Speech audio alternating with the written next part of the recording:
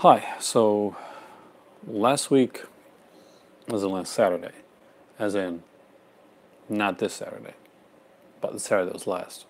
I didn't get to go live. Um, there was some stuff that happened around, and I had to go take care of some business. So tonight I'm going to do what I planned to do last week, with a little bit extra done. So if you've been around to any of the stores now, like to Walmart or to Dollarama or whatever's in your area, JB Hi-Fi and any of that type of stuff, you're going to notice that the Halloween stuff has started to come out.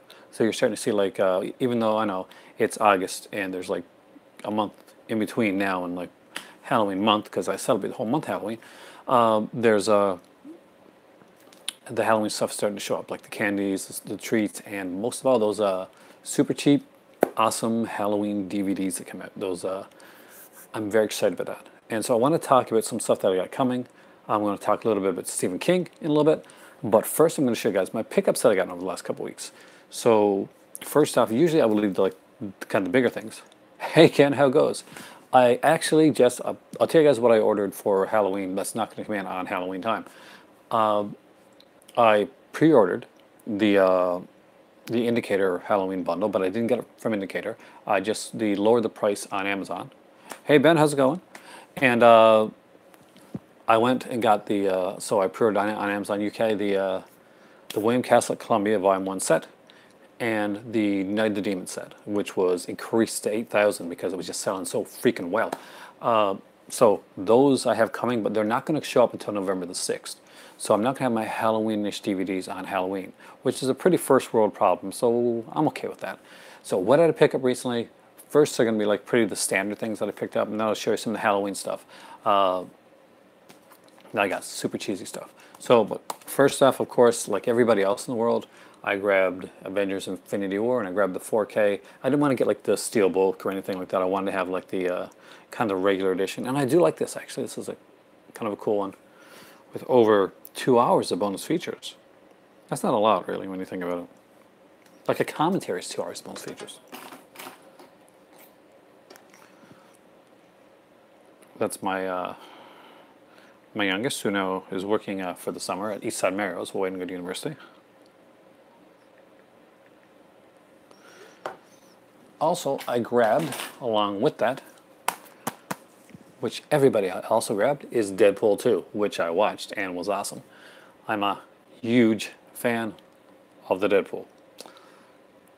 They're probably some of my favorite like comic book movies. You actually really get the source material spot on correct. And I kind of dig that. So Deadpool 2, it's actually got 4 discs, so I'm going to show you guys. But not the digital code. So it's really cool the way these are done. So what's cool is there's 2 4K discs, and it's got UK said to change, like, oh, I need that. Actually, I really do. I need to get that one. But I had some issues with my iPad, and it died completely. So that's going to be an expense. But yeah. Now for the Halloween stuff. Now for the weird stuff that I picked up that is just kind of different. So I'm going to open up some of these here. Some of these I've opened already, but I'll open them up here. Kind of just fun, cheesy stuff. So the first thing that I picked up, literally, really was the first thing I picked up at Dollarama, was this one right here, Casper's Trick or Treat. So you got to have in your collection when you're doing Halloween. You can't go always hardcore horror all the time.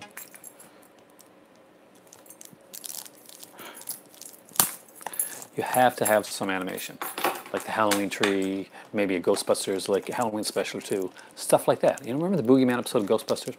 That's a good one. But sometimes you got to go with classics, and it doesn't get more classic than when you really think about it, kind of depressing Casper, because it's the ghost of a little boy that died and has no friends. Let that gestate for a while. Just got air release for Obsession. Oh, it is great, by the way. Obsession is by Brian De Palma, and it's a favorite film of mine. So if you have not seen it, let me know what you think, because I'm a really big fan of that film. I'm gonna like be honest, and I'll tell you something right now. I love the movie Vertigo. Which do I like better? It's the Great Pumpkin, Charlie Brown, or Garfield's Halloween Adventure? I'm a classic guy, and it's the Garfield's Halloween Adventure. Oh my God, I love this case so much. Is my yeah, it's the Great Pumpkin, Charlie Brown is my favorite. So this case has just oodles of awesomeness in it. Of course, Casper's comic book, and this is how the inside of the case looks. You two, excellent. Charlie Brown, underrated. That is an awesome inside case. I don't think I can beat that. I mean, like, even my Deadpool one, that was pretty cool. I don't think you can beat that, the awesomeness of that inside case. So the next one is super, super cheesy. And I'm not just like saying this a little bit cheesier. You know, like, let's just say these movies are not going to be the best movies. They're going to be painful to watch. But, hey.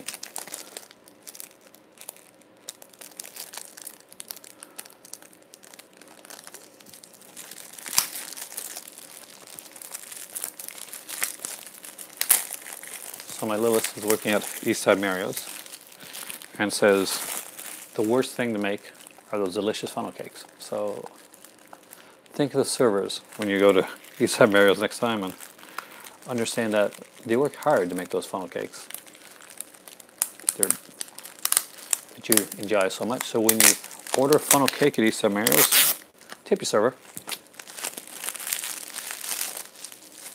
I always tip, by the way. So this one here is super cheesy, and it's got 4 movies. So it's called the Horror 4-Pack. We got like Annalise Exorcist, which I'm guessing is kind of a knockoff of a couple movies actually, like the last Exorcism. There's Amityville Haunting, probably another movie that really has nothing to do with Amityville, just kind of shares the name. The Haunting of Salem and 100 Feet. And that stars who? Oh, Famke Janssen. I actually like Famke Janssen. So I'm guessing this is going to be, yeah, it's on 2 discs. So this way, if you want to like repack these, who is this? Is this like a, oh, it's the Asylum. Well, these will be fun. So I got this one. You guys can let me know if you've seen any of these movies. Because I'd like to know. Are they as bad as they look? Like for $2.50, I decided I'd bite the bullet and take a chance. That'd be like a kind of fun. Next up is an actual good movie, a TV film from the UK. So if somebody's from the UK, they'll probably know this one. And it is the first of a trilogy. This one is Red Riding 1974. And you see it's got Andrew Garfield, Sean Bean, Rebecca Hart, and it deals with the Yorkshire Ripper. Is that like a Mill Creek release? It's kind of like a Mill Creek release. Hey James, how's it going? I'm actually having a video tonight, and I got some super cool cheesy stuff. So, the 4-pack. It's I think it's actually done by GT Media, basically, which is Asylum's like kind of company. So it's actually Asylum themselves doing it, as opposed to like having like Mill Creek or Echo Bridge do them, which has put out a lot of Asylum stuff. But Red Riding 1974, this is the first of a film in a 3-part trilogy, but I did want to see this one, and I don't think I have seen it. Now this one's kind of neat. This one is actually one that I've been wanting to watch, and this one has a slipcover, so the rest of these are Mongrel Media releases. And they can go anywhere from like $19 to $10 here. So I usually wait on them, and I'll get them when they come up on Dollarama, because they always come Dollarama. If you didn't pick up let the right one in right away. Hey Rich, how's it going? I'm actually showing some pretty cheesy stuff tonight, and then we're going to talk a little bit about Stephen King. So that I promised last week, and last week I couldn't do it, and this week I'm actually feeling pretty chill. I went to the beach today, swimming for a bit, came home, watched Deadpool, had ice cream. But I got the windmill, and if you're in another country and this, you don't quite recognize this as the windmill, you grab the fruit from Kino Lorber. I wish I could, actually. There's some great stuff coming up from Kino Lorber the next month, by the way. Which ones did you pick up? This is actually originally called The Windmill Massacre. So if you haven't checked that out, apparently they say it's like Jeepers Creepers meets Friday the 13th. I kind of don't believe them. On like, hey, just give me a second.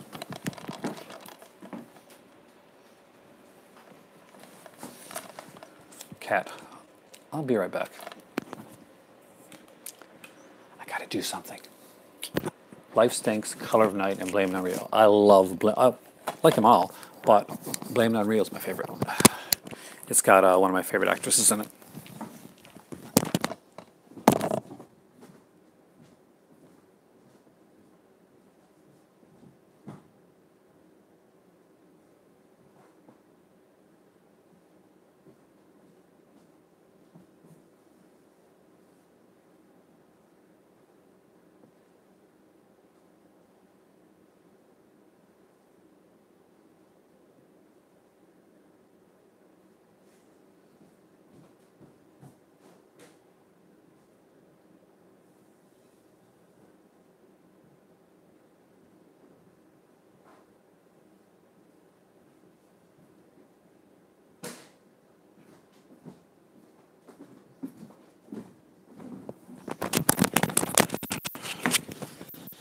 Peril of having cats.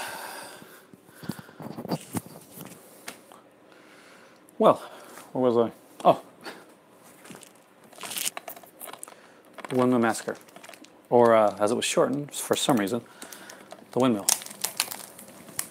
Has anybody seen this movie? It's done in Holland, and apparently, I've seen Police Story 1 and 2 with Jackie Chan. I'm thinking I like them, actually. I like the Police Story films. I'm a huge Jackie Chan fan, though, so I'm a little biased that way. Pretty standard. Yeah, I would. Those are ones I'm looking into myself. Eureka's playing some great Jackie Chan stuff. I'm pretty sure I saw Eureka. There's a Police Story 1 and 2, Project A 1 and 2, right? And I think they had City Hunter coming out as well. So another one that I enjoyed at the time. Next up is one I know nothing about, but the cover's really cute. So After. For $2.50, it's like less than the price of a rental, so take it, watch it. If it's good, fantastic. If it's not so good, it's something to pad my my horror DVD collection. Next up is one with Adam Driver in it, and that is Hungry Hearts. So this one came out in 2012, but for some reason I haven't seen it. But could be interesting. It's more of a psychological thriller. This couple have a kid, and the wife starts acting really strange. Like some of her decisions are suspect at best for the child's health, and Driver decides to well, watch it. It's kind of interesting. And last but not least, before I get to talking about, and this is where I'm going to want your guys' help. So we're talking about Stephen King tonight. So I expect some audience interaction here, mentioning some of their favorite King stuff, and some questions that they have for me about like Stephen King. So and Stephen King, like other books, movies, even audiobooks. If I have an opinion on it and you ask me a question on it, I will answer it.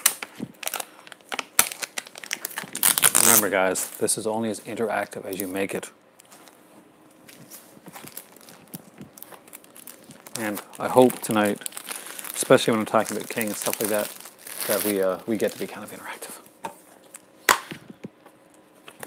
I hate these things. These are the bane of my existence. You know how many times I like got this up under my fingernail and trying to get it off and cut myself and stuff. So yeah. But this one, it looked interesting. I don't know the cast. I don't know anything about the film. But the plot synopsis was okay, and it actually had special features, which none of those other ones have. So, except for the Marvel stuff. Well, if we'd rather listen than talk, well, I'll need to have something to go back and forth on when it comes to Stephen King. So at least give me some Stephen King questions to kind of like start the ball rolling, I guess. We want to know favorite movies, least favorite movies, favorite books, favorite King TV show, that type of thing. Those type of things I can answer. But The Devil's Curse.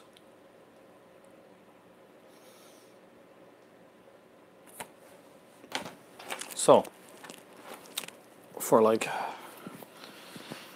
honestly, not bad, you know, not a bad haul overall. Well, these might be pretty bad, but still. It's Halloween stuff. Anyway, let us talk. What's my favorite King TV movie? I'm glad you mentioned that one first. That's actually the easiest one. Honestly, James, I don't think I did either. But the Windmill Massacre one I did. Actually, I just didn't know that was retitled Windmill. So I'm hoping, I have a little bit of hope for that one, because that's one that I actually heard of. But I'm going to go in fairly with low expectations. My favorite King TV movie is one that I saw back when it came out. And in England, you have to type in some of the early Doctor Who stuff, as in watching it from behind the sofa, like the monsters and stuff. So I literally did watch the Stephen King movie from behind the sofa. I was freaked out, and I remember clearly like the scenes and just really being scared. And that was Salem's Lot. The Stand's your favorite? For me, it's Salem's Lot.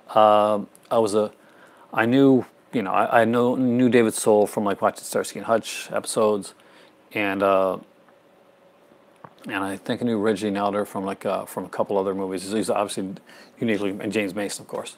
But I was only young. But yeah, it was definitely Salem's Lot. Salem's Lot was the one that I it scared me when the scene like in the rocking chair, the scene with the kid at the windowsill, you know, at the window just scraping.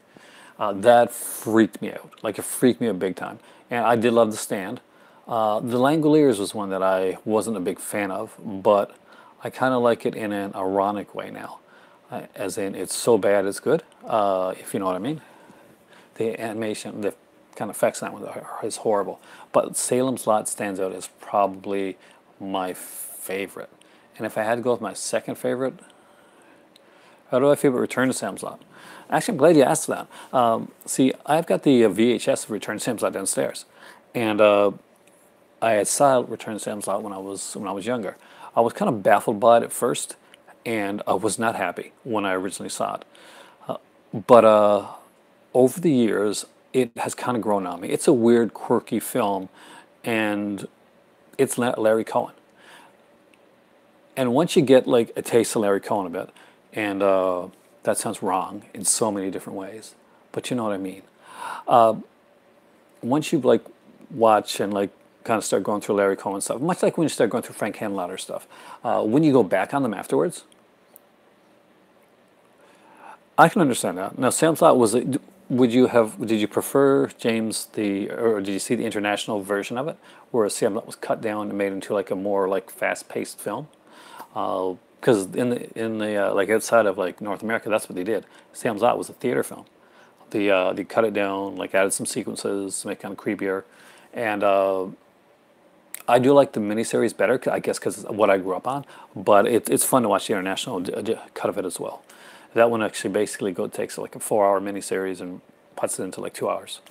But yeah, when it comes to Return to Sam's Lot, I do like it now, and I think I like it not as a sequel to Sam's Lot. I don't think it works totally as a sequel to Sam's Lot, but I think it fits in nicely with Larry Cohen's body work. When you watch it as a Larry Cohen film, it works a lot better than you watch it as a sequel to Sam's Lot. So when you go into watching it again, that's seen the Blu-ray that came out a couple years back. I didn't know what cut it was. Sometimes it's hard to tell. There are two cuts. Maybe the Blu-ray had both cuts, but I have the DVD, and it was a flipper case, and it had like it had the TV miniseries. But there is a 2-hour one. The 2-hour one used to be more prevalent, but lately I found that you can find the miniseries easier. So I gotta look around and see if I can find a 2-hour cut of Sam's Lot, the international cut. That's one that I wouldn't mind checking out. It's been a long time. But one of my favorite and least talked about King TV excursions is probably one called Golden Years. Now, Golden Years was a movie that was a pilot for a TV series. 3 hours, really? It seemed like that. With commercials, I guess it was about 4 or 5. But what was the international cut? 3 hours? Or are you talking about the miniseries? I think the miniseries was 3 hours, right? Because it was like a two-parter. But Golden Years was one of my favorites. It had so much promise, and it ran a season. They did it during summer. I remember it actually pretty well. They did it. It was like a summer thing. They brought out like the Golden Years, and basically what Golden Years is, if you've never seen it, is there's this old man, and he's working at this place as a janitor, and something happens, and he starts to get younger. So there's government people after him because he's got basically he's got this fountain of youth in him. He's getting younger, but he's not really somebody that like is wanting this. He's got a family. He's got a wife and that, and it's really it's fun. It's unique, and if you haven't seen Golden Years, I do recommend it. There's a set, and it's on. Never seen Golden Years? It's you may find it a tad on the slower side. Just remember, James, that if you do see it, it is a TV pilot for a you know for a show.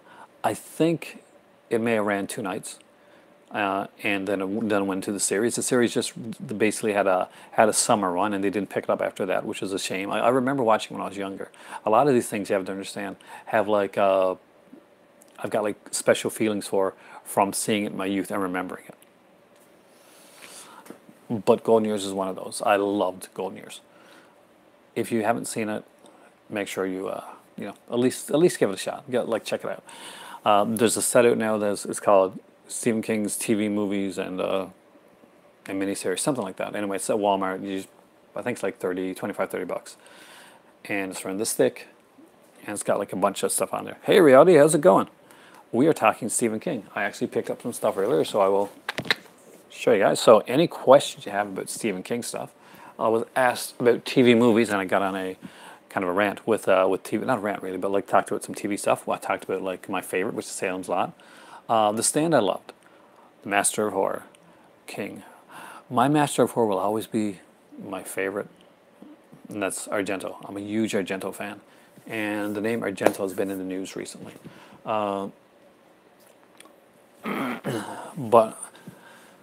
But yeah, I'm a super Stephen King like a fan. I grew up with Stephen King. I grew up like reading the books, and I was around the age when Stephen King was like really becoming popular.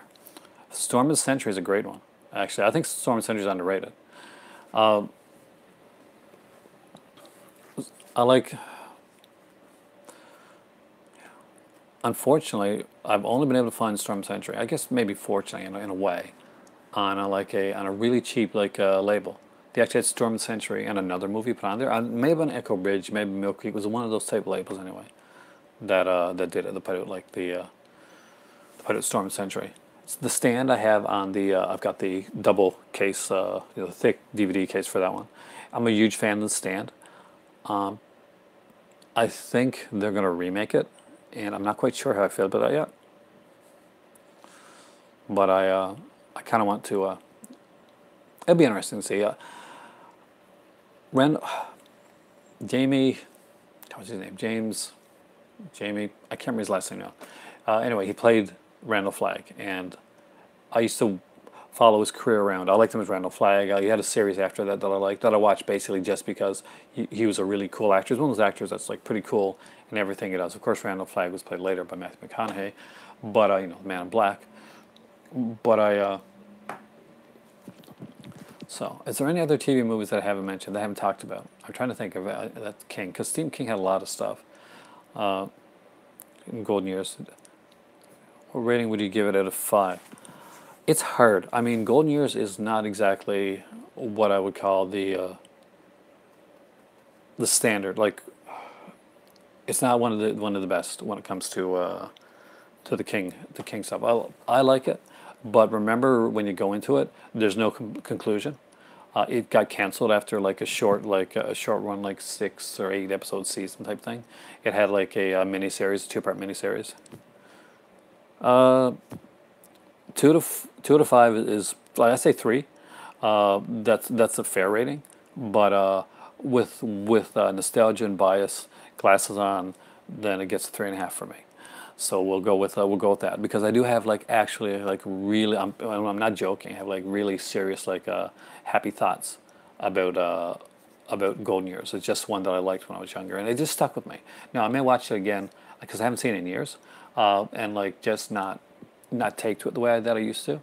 I know that the miniseries of Golden Years is out, but I don't think the TV series, the full TV series, is out or available anymore. Now I could be wrong on that one.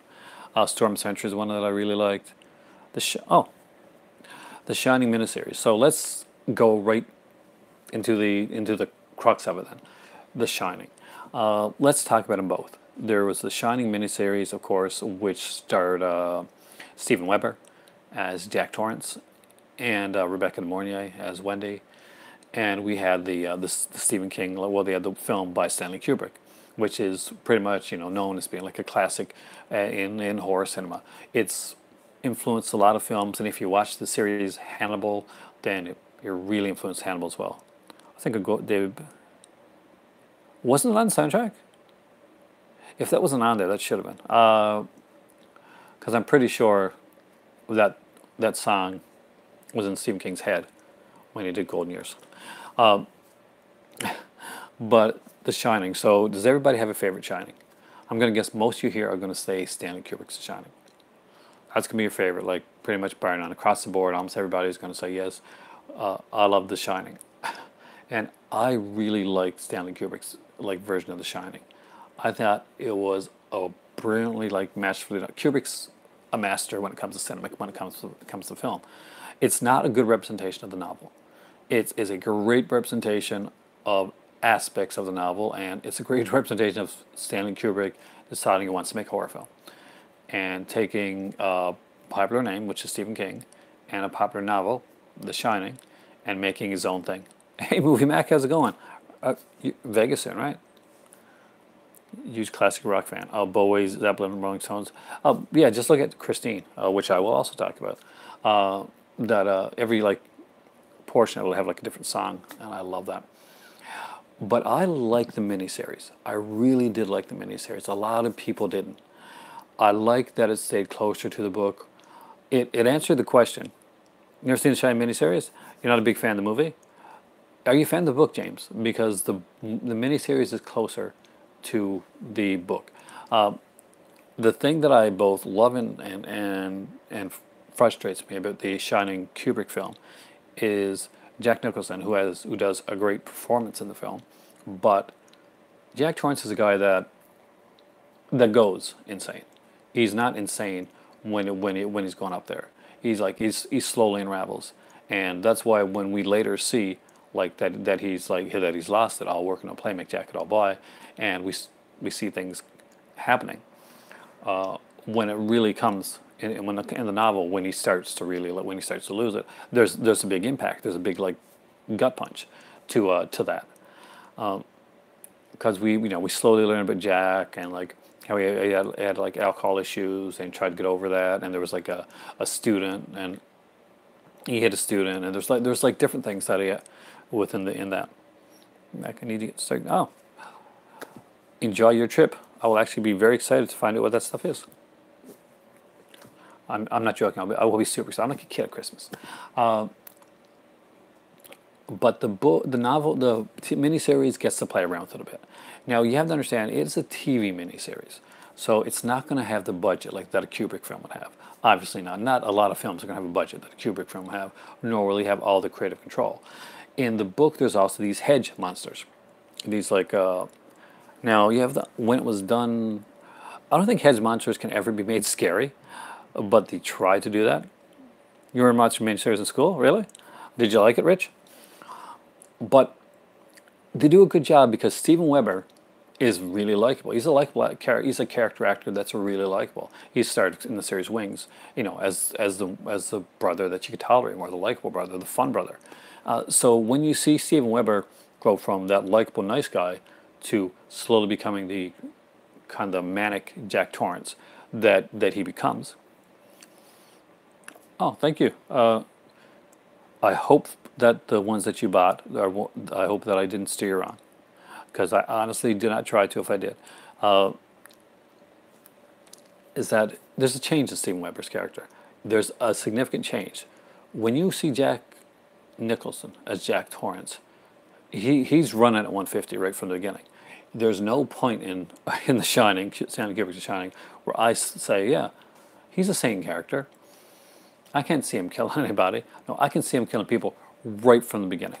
That being said, I think The Shining, it was masterfully shot, and the music and the visuals are fantastic. But I do like the miniseries as a better representation of the book. So I hope that answers your question, as a roundabout long way to do it. But that's my thoughts on The Shining and the movie and the miniseries. I prefer the miniseries as a representation of the book. I like Stanley Kubrick's The Shining as an artistic horror film. I can understand how some people can find either one kind of taxing, and I do not think that we have yet seen a definitive version of The Shining. So that's still able to be made. I know a lot of people think that you can't touch this Kubrick masterpiece, but Kubrick's movie kind of stands on its own as a film. But it doesn't stand on its own as the best representation of the novel. So we still haven't got that. We got it's got closer with the miniseries, but a live, a big budget version of The Shining wouldn't be something that would be that I would be upset about. I think Scream Factory will ever release The Shining as a collector's edition. I wish. I don't see it happening.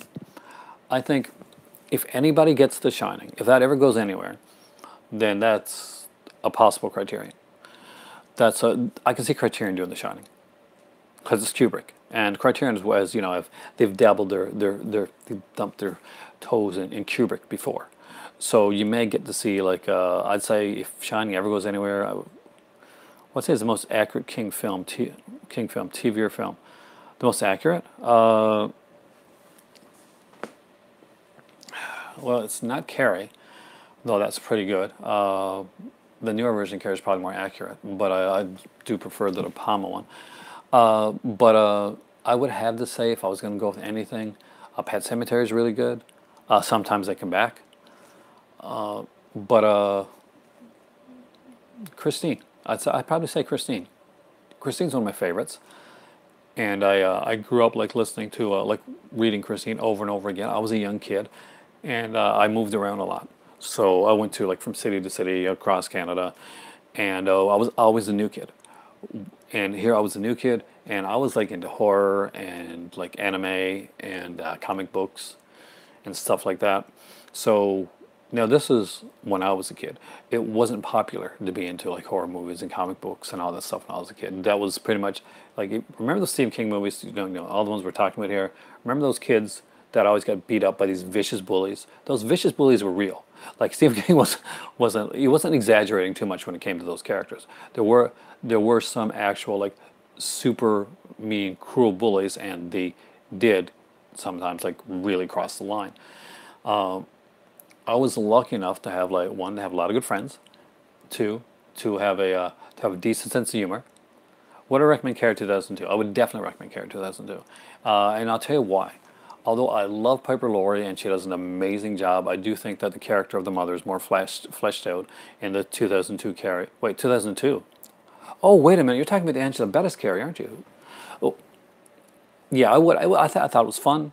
Now, no going in to the Angela Bettis. Well, Angela Bettis was perfectly cast for Carrie. She's, this was a role for her. Look in May, but no going in. It was meant to go on. So when you get to the end of Carrie and you're like, what? Understand that this Carrie movie was meant to become a Carrie TV series, and it'll make a bit more sense. The ending will make a bit more sense.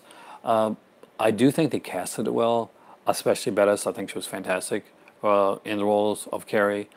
I think it's still probably the least of my favorite of the Carrie films. I like the newer one with Chloe Grace Moretz.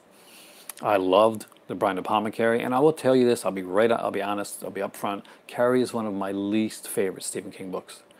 It's just the way that it's done, the newspaper clippings and all that type of stuff. It's well done. It's clever, but it just didn't stick with me. I can see. It's weird. Let me give you an example. There's a children's author by the name of Judy Blume. It's been around for years. She did a bunch of children's books, and she did some adult books as well. But Judy Blume wrote one book for adolescent girls called "Are You There, God? It's Me, Margaret," and she wrote another book called "Then Again, Maybe I Won't," and that was for adolescent boys. And it was basically it was a book talking about like what happens during like what it was. It had like aspects like, okay, you're hitting puberty, that type of stuff. Uh, Ironically, my grandmother knew that Judy Blume had put out a book for adolescents, Sleepwalkers. Oh, Sleepwalkers is fun. And she bought me the wrong one. She bought me Are You There, Gatsby Margaret, which actually worked in my advantage later on because it actually is a pretty good like insight into the young female mind. You say Sam's Lot, fantastic. Did you read remember the short story, Paul, that came out first for Jerusalem's Lot? It was in Night Shift, I think. But I love, like, Sam's Lot is a fantastic King novel, and I think it's a fantastic miniseries as well. There is a new one with Rob Lowe that came out in the mid-2000s. Hey, Jesse, how's it going? We're talking Stephen King tonight, which I haven't seen really. Yeah, that's the thing. I think Sam's Lot was one of his. It's underrated. I really think it's underrated, and I think they could actually go and make a really kick-ass Salem's Lot now if they were to remake it as a theater film. And although I know that the character Barlow the vampire is not the way he's, in the book, in the miniseries, it's very different than he is in the book. I prefer the miniseries look, the Nosferatu, like creepy Barlow miniseries look. So I would like to see them, if they're going to make a big budget film. A lot of people remember Reggie Nelder as that kind of the blue toned, like creepy vampire character. I would like to see them keep Barlow like that and not go more towards the book where Barlow was just more like just the distinguished vampire character. I hope that if they ever make a live action big budget film of that, then they're going to bring the miniseries Barlow back. I have not seen the Rob Lowe version, but I have heard Rutger Hauer is in it, and I'm a huge Rutger Hauer fan, so I will have to see it. But yeah, my favorite Stephen King novel is, which you didn't ask yet, but I'm going to say, underrated King adaptation, Night Flyer. I love Night Flyer. It gets a bad rap, and it doesn't deserve it. A friend of mine actually sent me Night Flyer because I couldn't find it anywhere around here. Miguel Ferrer, I think it's Miguel Ferrer in that one. And, of course, a cool vampire. Savage Street's getting Code Red Blu-ray release in November. It's Code Red, though. That's my problem. You know how I feel about Code Red. Creepiest for You is Thinner. I'll be honest, Rich. Thinner, I didn't like the movie of Thinner very much. I really didn't. I enjoyed the book, but I didn't think it translated over to the big screen. I don't think we've got a good version of Thinner yet. I think Christine was amazing. And the more I see of Christine, the more I... What are you looking at, kitty cat? Oh, light. So the more I see of, the more I saw Christine, the more I liked it. Oh, Western's releasing that. I know, but it's $50. I want that so bad, but here in Canada it's $50. Oh, yes, anyway. What I was trying to get to before was that Carrie is kind of like the adolescent King novel. For like with the female like mind, and Christine is the adolescent King novel with the male like side of it. In a way, that's his Judy Blume. It's his Are You There, Gatsby Margaret? Then again, maybe I won't. It's his versions of that, just more twisted. And as a young teenager growing up and having to like face off against a lot of bullies over the years, whether my friends were getting bullied or some. Because I was like the little kid in class, they thought that let's pick on the little kid. Or when I was really young, I couldn't talk very well. I stuttered a lot. Kind of wish Code Red would go under. So I don't want to say go under, but I have problems with the way that Bill treats some people. I wish maybe his brother can be a better influence. Am I getting the 4K release of Christine? I don't know. I mean, like, that had put more into it. The Sony released the one last year, and people were excited because they got it away from Twilight Time and put a decent, like, inexpensive version of the film with all the features, and it was a really good edition, and the picture was fantastic. So it'll really depend. I don't like the double dip unless it's like, say, if I see Christine, it won't be like a day one buy. If I get it, it'll be like a Black Friday or a Boxing Day buy, because that's when I usually tend to buy things that on 4K that I don't want to double dip on. So I want it, yes, because I would definitely want more horror in my 4K collection. There's not a lot out, like in horror-wise, when it comes to 4K. I've got the Purge series, and I've got like It, and maybe one or two others that are horror. And I don't think nothing really serious that stands out. I know that Halloween is coming out in 4K, and it's going to be very inexpensive. If it comes around to Walmart or something like that, and it's like under 20 bucks, I might pick it up. But I haven't heard great stuff about it, so good full-length films are on YouTube. There are a lot, actually, but don't let that deter you. If you watch a film on YouTube and you really like it, I suggest looking for it to see if there's like an edition out there that has some great features and stuff. And they say it's bad service, bad transfers. He was Code Red. Yeah, I can't deny Code Red has had some has had some definite issues. He's no fan of he's no fan of us Canadians. He's said that enough, and maybe I take that a little bit too much to heart. But he's a very vocal person on a certain forum. Actually, I can say Blu-ray.com. He's a very vocal person on Blu-ray.com, and without getting completely political, Bill is to Blu-ray.com what Trump is to Twitter. Take that as you like, but I think you know what I mean. Oh, Ben, thank you so much for coming. Sorry you had to go so early, and sorry I had to start this one like a little bit later than I normally do. I'm not going to get a 4K TV until one of my current one dies. Tired of upgrading all the time. I get that, and that is what happened with us. We didn't really need, but it became like a domino effect. It was Boxing Day. No, it was Black Friday, sorry. And we went out to Walmart. And we picked up an Xbox One because I wanted to play Battletoads again. I'm a huge Battletoads fan from like growing up, and Xbox One has this thing called Rare Replay. For me, it's worth buying it for. What's that? 8K. I don't know. I think, here's the thing. I think 4K is as far as we're going to get when it comes to physical media releases. I think when you see a TV going towards 8K, that's going for streaming. Upgrade to a new format unless I'm forced to.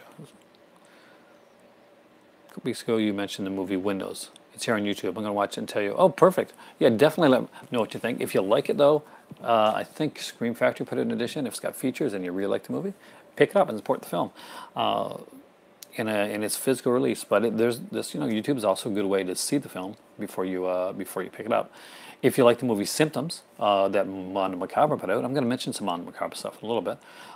Then I definitely think Windows and Symptoms are a good double. There already is an 8K TV. It's 88 inches. Yeah. Now here's the thing. I don't 88-inch monstrosity in my room. I'm not sure if I want that. If it was given me, I'd be like, yes, I'll take it in a second. But people talk about like the next format and all that stuff. I think, see, DVD still hasn't like lost out to Blu-ray. 4K hasn't exactly come over and like just stopped Blu-rays from being made. None of that's going to happen now. What's going to happen right now is 4K is. This is my thought. This is my theory. I could be completely wrong. We can come back here in like 6 months or 2 years or something like that and watch this video and say, "Ha, you're wrong on that one." But my theory, yeah, I still buy VHS too. And people are like, why would you buy VHS?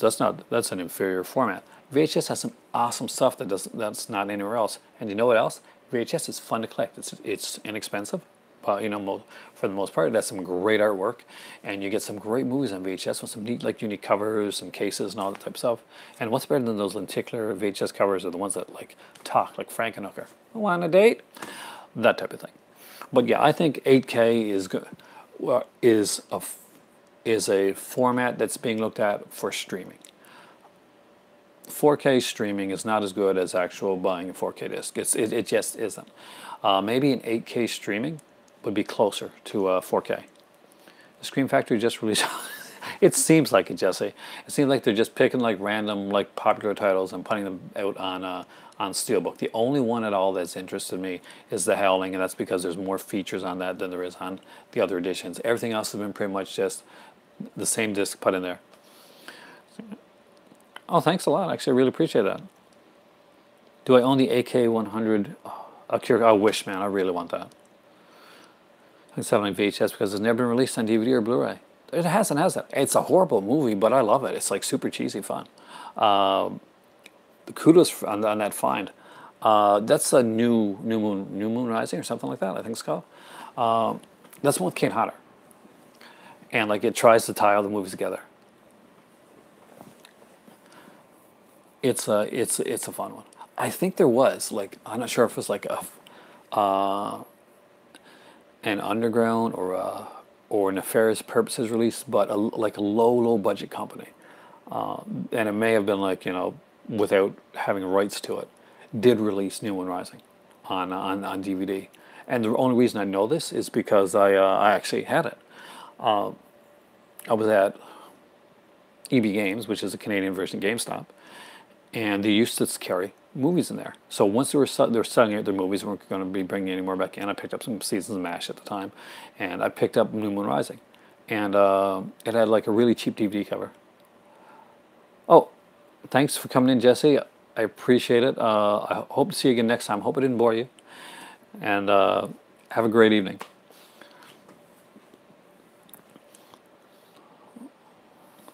Right? Yeah, exactly. I want to complete the franchise. I'm a completist. I gotta have it complete. Like you helped me, James, when it came to Swamp Thing. MVD is really expensive to buy for me. So you sent me Return the Swamp Thing, and I had the original Swamp Thing on Screen Factory. But I still gotta get that DVD of Swamp Thing that has the uncut version of it, because nudity, and because Adrian Barbeau, and in case I didn't mention it, Adrian Barbeau. I'm a huge fan of Adrian Barbeau, although I'm guessing that certain people were not huge fans of Adrian Barbeau, including like Deborah Hill, because that's who John Carpenter left Deborah Hill for back in the day. So I'm guessing The Fog was probably an awkward set to work on for like some of the actors, especially Jamie Lee Curtis, who'd been with him like in the Howling, and then in the Halloween, and he'd just gotten on and did and they were like Deborah Hill and John Carpenter were a couple, and she comes on to do the Fog, and all of a sudden, he's with Adrian Barbeau, and Deborah Hill's no longer with John Carpenter. Had a bit of awkwardness, that like a family dynamic kind of going wrong. But sorry, I get distracted and talk about like different things, but I kind of like that. I kind of like the twisty turny way of going about things. I'm trying to answer all your Stephen King questions and still do different stuff as well. I will mention the Mondo Macabres that were announced just recently. There's 4 of them. I'm actually kind of excited. But especially one in particular, like piques my interest. But so I get it out of the way right now. My favorite Stephen King novel of all time is a nonfiction one, and I've read it more than like I've read almost any book in my entire life, and it's called Danse Macabre. So if you've never seen Danse Macabre, I do recommend it. It's Stephen King.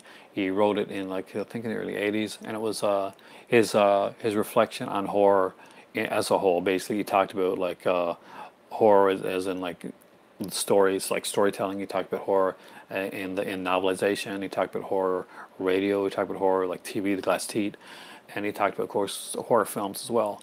It was his thoughts in the time of like his complete, a complete overview of like his thoughts on horror, and in every different format and genre. And I really loved that novel. If you haven't read it, I do recommend it. There's also a really good audiobook of it as well. And I can't remember who does the audiobook now, but it runs about 15 hours, and it's a good listen. If you like audiobooks as well, it's like you're reading. And sometimes it's fun to have like an audiobook, especially if you're like doing something like you're at work and you got a job where you can actually put on like put an iPod in or something like that. Then it helps. So I think I've answered most of my Stephen King stuff, unless you guys have other questions, and we can go on to some other things that I wanted to talk to you guys about. So, Mondo Macabre announced 4 films. Has anybody like seen the Mondo Macabre like announcements yet? I'm guessing James has. No, James and Noel have seen it. What about the Dead Zone, the TV show or the movie? Because I like both. I'm a huge fan of Dead Zone. I like the TV series. I thought the TV series was a great addition to the King stuff. I love the movie. It's like Cujo. I love Cujo, and Cujo and Dead Zone go together because there's I like these smaller movies. Graveyard Chefs was fun. Silver Bullet I love. Silver Bullet's one of my favorites. It's got Megan Follows in it. Midnight Meat Train. wasn't Midnight, I thought Midnight Meat Train was Clive Barker. I'd have to go back. I think Midnight Meat Train is Clive Barker. That's the one with Vinnie Jones, right?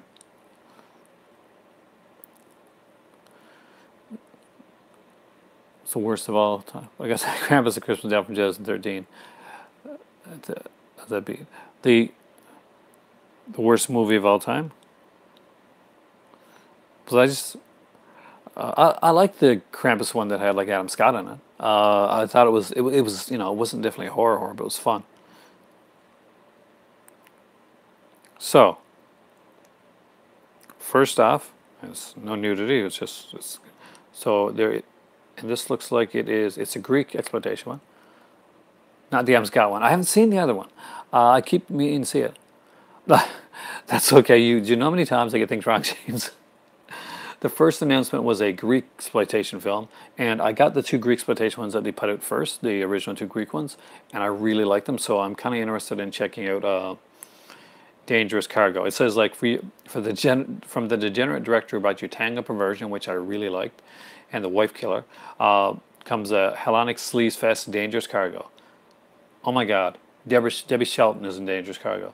In case you guys don't know, for the Google Doc person that's doing a list of my movie crushes, Deborah Shelton is like one of the tops of that list. So if you haven't seen Deborah Shelton, if you've ever seen the movie like Body Double, for instance, by Brian De Palma, check it out. She's in that. Oh my God, I think she's going to be nude in this film.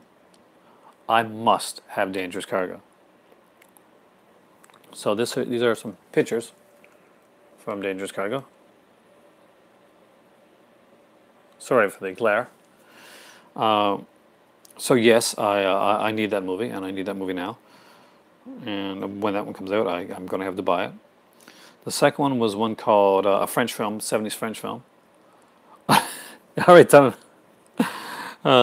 Deborah Shelton, gorgeous. I see. All I need to see is the Tom part, and I know it's going to be Tommy Films. So there's a 70s French film that they're putting out, and it's kind of a Euro S&M theme, kind of like the Story of O type thing they say here, called The Punishment. So I'm actually interested in that one as well. Mon Macabre's an absolutely good. The third one is looks like to be a it's a Korean film. Often called the best Korean film of all time. I didn't type 11/22/36. I want to mention that one actually. I really liked 11/22/63. Sorry, 11/22/63. I like the miniseries. I haven't read the novel, so I can't tell you. But I'm not sure if we get them. These sound more like sex movies than horror. If you get any that are sex movies and you don't want them, feel free to send them my way, because you know me in those movies. Exploitation movies I love. The Korean one here, the butterfly, woman chasing a killer butterfly. I'm into a lot of the Korean stuff because, well, one of my kids is like taking Korean in university. Well, one of the many languages that he's taking. Oh, I have to get this one. Okay, so the fourth one is called Queens of Evil, and it's got Ray Lovelock. I'm a huge Ray Lovelock fan. Yeah, I would definitely be picking up. I'm sorry for the. Yes, I know. I love Sorceress. It was freaking awesome. That was a blast. So I thank you very much for that. By the way, that was such a cool film. I know you didn't like, but I really liked it. I don't think people are against exploitation films. Like, just different people have different have different tastes, and there's different types of exploitation as well. Some people would prefer like the action exploitation, like the Steven Seagal movies, the Van Damme stuff like that. Some people like me kind of like the really cheesy stuff, or like the sexploitation, which sometimes people are really not into the sexploitation stuff of it, and they prefer like the more action stuff, or maybe like the horror stuff. And some people would be into like some more of the gore exploitation, and that's its own genre too as well, like the Herschel Gordon Lewis stuff. There's so every exploitation, like different version of exploitation, has its own fan base. They don't always, like, the twain won't always meet. But I think that everybody's got some type of exploitation that they do like. It could be C-grade horror, it could be sexploitation, and it could be a level that you like too. Like, I have some friends Everything released, you do have almost everything vinegar cinnamon, but you have more vinegar cinnamon than me. I'm super jealous of vinegar cinnamon, by the way. I do want to get the upcoming ones. I really want the September package.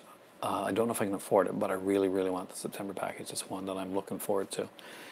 They got one that's an adult one, but it seems like a kind of like a psychological thriller adult film. And if anybody knows like my taste, then they'll know that A Woman's Torment was one that I really liked. It came out in last October for their Halloween package, and that was the one that when Demon Wind was coming out, and all these others, A Woman's Torment was the one that kind of blew me away. It kind of blew my mind.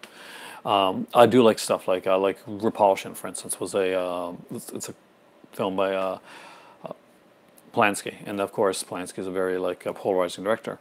But that film I do like, even But and I've found A Woman's Torment in some ways for me personally, and that's going to seem like sacrilege to some people, especially the people that are really into Repulsion. I liked A Woman's Torment in ways that I could get into in ways that I couldn't get into Repulsion.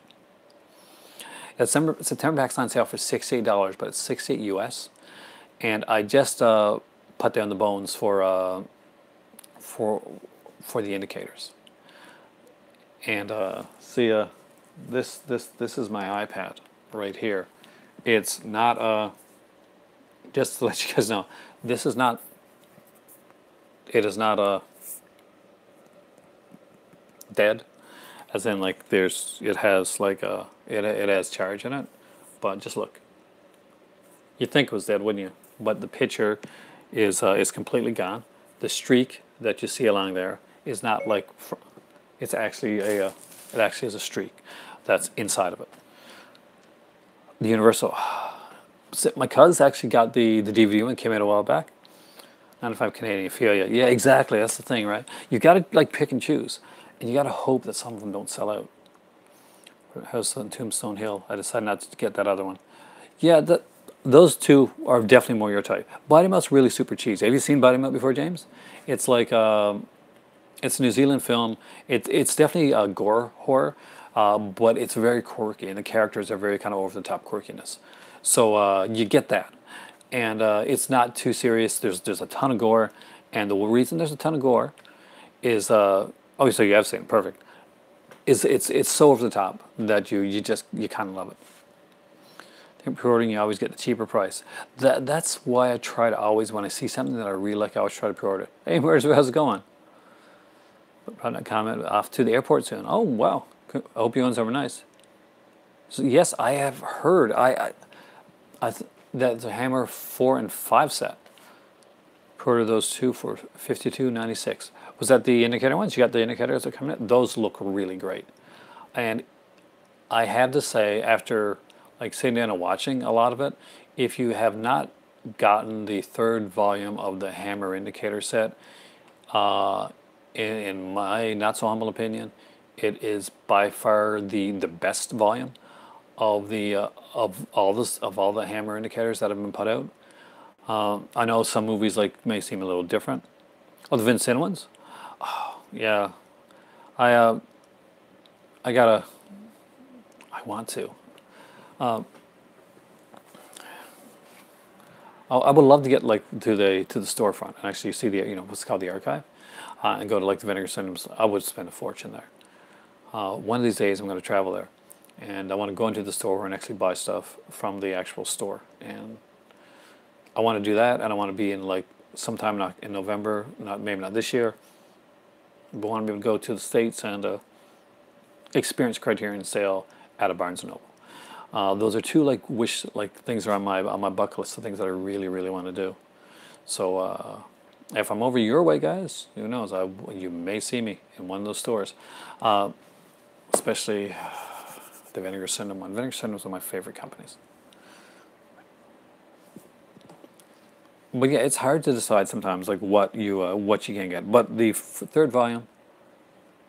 We're in Canada. Are you close to a border? I suck at geography, a little bit. I'm in Nova Scotia, so I'm originally from Newfoundland, and then I was born in Newfoundland, and then I moved to Ontario, and I came back to Newfoundland, and then I moved to Alberta for a while, and then I came back and went to like high school and college in Newfoundland, and then I moved to Ottawa, Ontario, and I traveled a bit, and I've been to Morocco and London, England, and right now I'm in Nova Scotia because of work reasons, and my kids are actually going to university in Halifax, so there you go. I really miss the video rental store thing. I miss the attitude. Yeah, it's a journey to get to Barnes & Noble here. But it would be a fun journey. I mean, like, if I thought I wasn't going to have border issues type of thing, you know, I would definitely go and, like, spend a weekend there type thing. Yeah, I know, that's the thing. I can't get a U.S. PO box because I cannot get to a U.S. I got to cross the border. There was a time, James, when it was really easy to get a U.S. PO box and just go to the U.S. and especially when I was living in Ontario, we'd go all the time. We'd go to Maine, you know, that type, and we just drive across and like spend the weekend there. It's a different time now, and that's you know, it's not so easy to do. I'd love to have a U.S. postal box because it will make things easier. I've had people that were going to send me some stuff. Honestly, it's not really. I wouldn't say it's because of that. It's because of the last couple of years. We'll go with that. I would have traveled like in the last like 3 years ago or 4 years ago, going to the U.S. I would go, and I'd feel safe, but not so much right now. I work for a company where I take a lot of like calls from like the U.S. and I love the United States. I really do. I would if you grow up in Canada, you grow up you like this. You kind of like you idolize the States a bit. They're like your big brother. They're kind of cool, and they have all the cool things. They have all the cool toys and stuff like that. So I'm not gonna lie. Like when I was young, like one of my dreams was to go to the U.S. and like go to New York and go to Los Angeles. I was going into acting, so obviously that was one thing that I definitely wanted to do. Alameda was one place I wanted to go. You have Canada too. Thank you. We're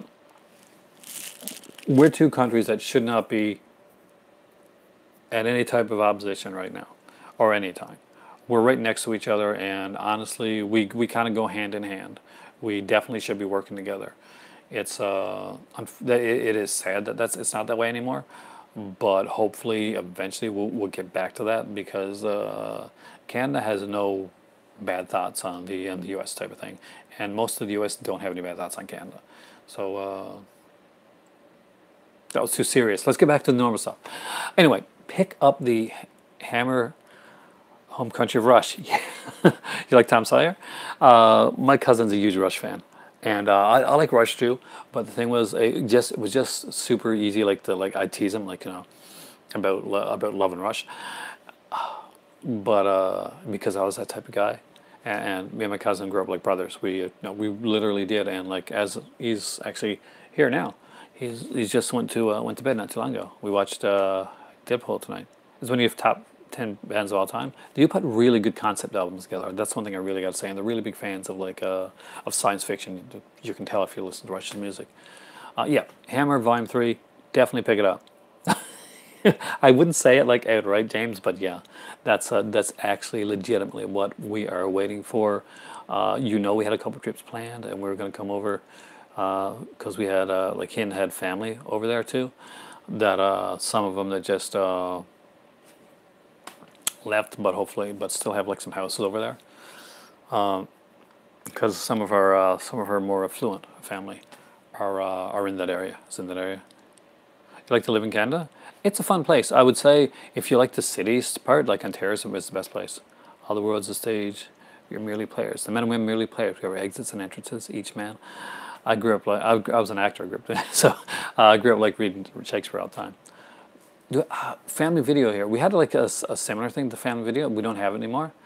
Apparently in Ontario there's something called Cinema One, and they have a lot of really cool stuff. If you ever seen like Ready, he's like a Canadian YouTuber on here. You haven't checked him out? Check him out. He actually has some really decent stuff. He's been to Cinema One in some of his videos. So I'm pretty sure he has. So yeah, definitely like check his videos if you want to see something like what we have left here. We used to have HMV, that's gone. The UK has that. HMV is Master's Voice. Actually, I have an HMV shirt. An HMV employee actually sent me an HMV shirt once because I did like a whole HMV Chronicles thing. Now,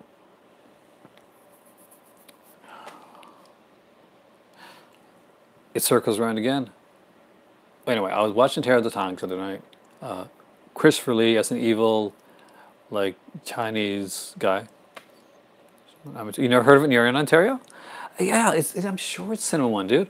Let me see. I am. I'm like 90% sure because I'm sure it's on my.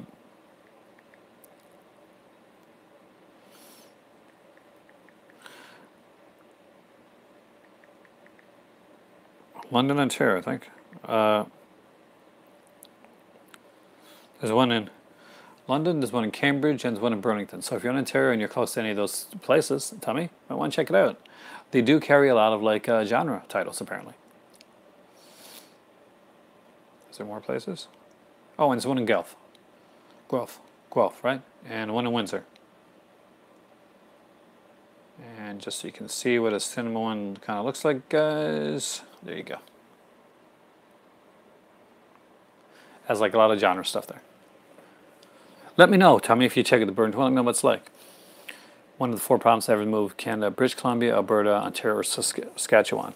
British Columbia is really nice. A lot of the film industry is done in British Columbia, as it is here. If you watch much science fiction, if you watch like a lot of these sci-fi channel shows, or things like if you're a fan of like the Jesse Stone movies, for instance. Hey Jerry, how's it going?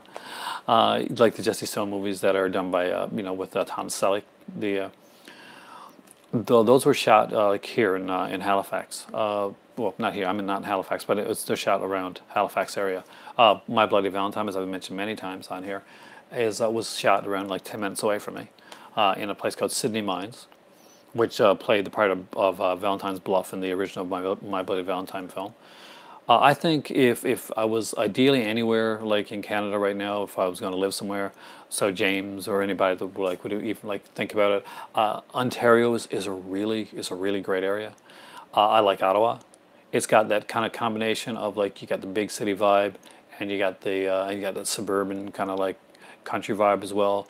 There's a nice mix of it there, and so you can go if you like the country area. You can go to the country area, but you can like get in your car in a couple hours. You can drive someplace and be in be going to a big convention that's like the second biggest next to the San Diego Comic-Con type of thing.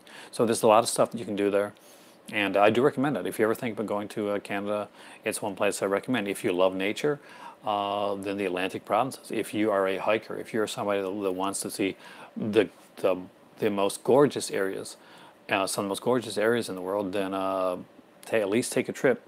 Put down your bucket list to go to Newfoundland, to go to Halifax. Your cousin lives in Vancouver. How does he find it? Vancouver is the one place, Paul, that I have not that I haven't been. So it's the only place in Canada that I have not yet visited. One of my exes actually lives in Vancouver. So one of my college exes. We were like friends for. Anyway, but it's no. Actually, I would like to. I like to visit her. I think her and her husband or something are there. Visiting Canada next year. Have to let me in. It's pretty easy to get here. Actually, get in here, in a good way. It's not like in the kitty cat. But yeah, it's fun. I mean, like if you ever go to if you go in the wintertime, we got some great ski slopes here as well. I used to snowboard a bit, not so much. It's been a long time since I've snowboarded. But yeah, check out if you're going you want to see nature, want to hike and stuff like that. They let you in. We're pretty awesome. I actually know one of the border guards here in Canada. We went to school together and went to college, and she's a sweetheart. From Vancouver, just never came in August. Really? She's never come in August. Oh, really? Why August? Is it hot in August? Oh, forest fires. I can, yeah. The heat, I can see that. I would love to visit Vancouver. Actually, I've never been there. It's one place I've never been, and it's just so far away from like where I'm at, wherever I'm at. Like really, it's been kind of like it's been really far away. Vancouver has some fantastic skiing there as well, don't they? So yeah, this turned into like I'm like a travel log, guys. We went from like Stephen King to the modern macabre releases to exploitation. Make live in your basement. You just might be near the movies. James, if you ever visit Canada, you best come in, man, because we will hang out and I will show you some cool stuff. There's a great little restaurant called Lick a Chick.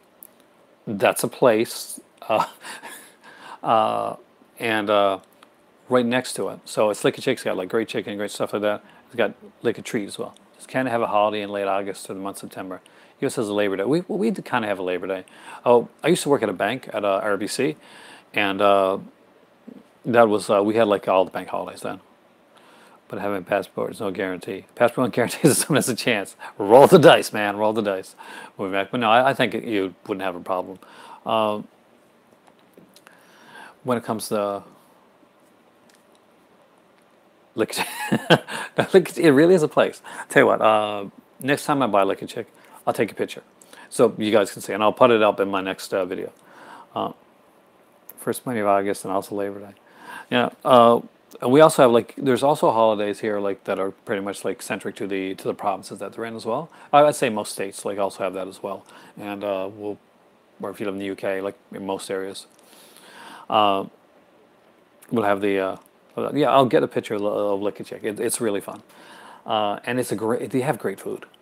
Obviously, we have Tim Hortons here, and that's a big thing here in Canada. I like Timbits. Timbits are food of the gods. It's just like it's the donut hole, really. It's what it is. If you've never tried a Timbit and you come to Canada, come across the border, you got to try them. I recommend the birthday cake ones. They are super yummy. Thanksgiving. Oh yeah, we have Thanksgiving in October. We have a different. So because I've often worked for companies that have a basis in the United States. I would celebrate Thanksgiving like when I have Thanksgiving, and I would have Thanksgiving off when Thanksgiving was in the U.S. because for the last 2 or 3 years before I came to where I'm at now, the company I worked for was heavily based in the U.S. Oh really? Is it good there though? Is it like Canadian level of Tim Hortons? I wonder what. It's worth checking out. Timbits are really good. I kind of like the tea sometimes. It's gotten steeped now. Well, a few years ago we used to have the tea bag in the tea, but like in the last few years it's gone to steep tea, and the only like province that serves like an orange pico bag tea is actually in a. You never been there? You don't drink coffee? There's tea though. There's tea and there's like drinks and stuff like that. There's the iced tea as well, and the different drinks that they have there, and of course you have the smoothies there now. My better half likes to go there for smoothies and like stuff like that. Tim was me your lunch every day in high school, really? Oh man, I love Nestle actually. Yeah, you do know me. See, Nestle is back from my childhood. There used to be like when I was in grade 4, I was up in Mississauga, Ontario, and we would get these like cans, these big cans of powdered Nestle and Nestle iced tea, right? And we would make it like all the time. We'd always had the big pitchers, and we were going through like a heat wave in Ontario that year. Green tea is your favorite? I had a friend in a place that I worked when I was when I first moved to St. John's, and he actually never tried green tea before, and I got him like we did like the Secret Santa thing, so I picked him, and there's this like green tea kit. You like tea but you can't drink? I love it. Like there's got to be a tea that like go to like if they have it in your area, you can't drink caffeine. Oh, don't worry about it. If you can't drink caffeine, a lot of Wisconsin carbonated drinks pop. You can do you do too, right? Yeah, we do call it pop. They have herbal tea. That's the thing, and you can go to like David's tea. If you have a David's tea in your area, and it has a lot of different teas, like herbal teas and teas like that that don't have any caffeine in them at all. Don't have any they have like different stuff. Don't have any tea leaves.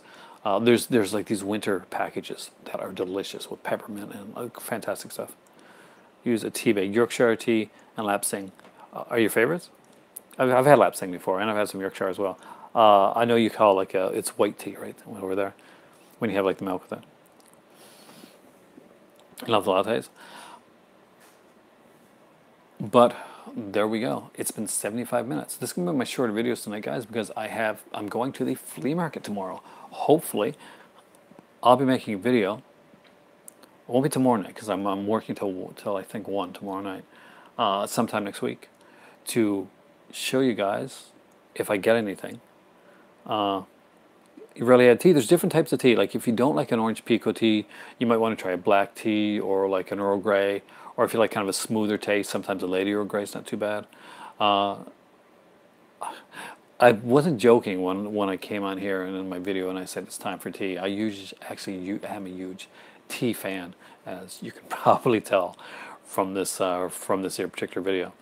But I have got to head up tonight. I've got an early rise. I'm going to be going to a flea market, and I'm hoping, fingers crossed, that I'll come back with at least one good thing. So I've got to suck up to my better half tonight so I can get some extra money for the flea market. Tea is very relaxing, and I usually like. Maybe that's why I'm so relaxed. Maybe that's why Canadians are so relaxed. We drink a lot of tea, especially here in the Maritimes, where we're pretty chill. We're a pretty chill bunch. Anyway, I want to say thank you guys so much for watching. I will see you guys next time. Movie Mac, have a fantastic time in Vegas.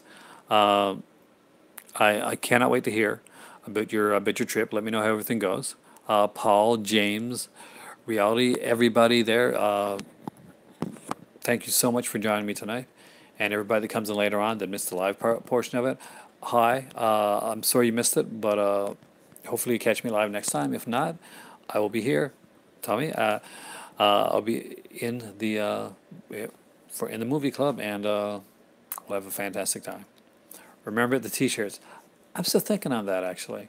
Pinheads, right? Pinheads. I like that. That's kind of fun. Dylan, I'll talk to you later, and everybody else, have a fantastic evening. For me right now, you've talked about tea so much that I'm not gonna lie. It seriously is. It's time for tea.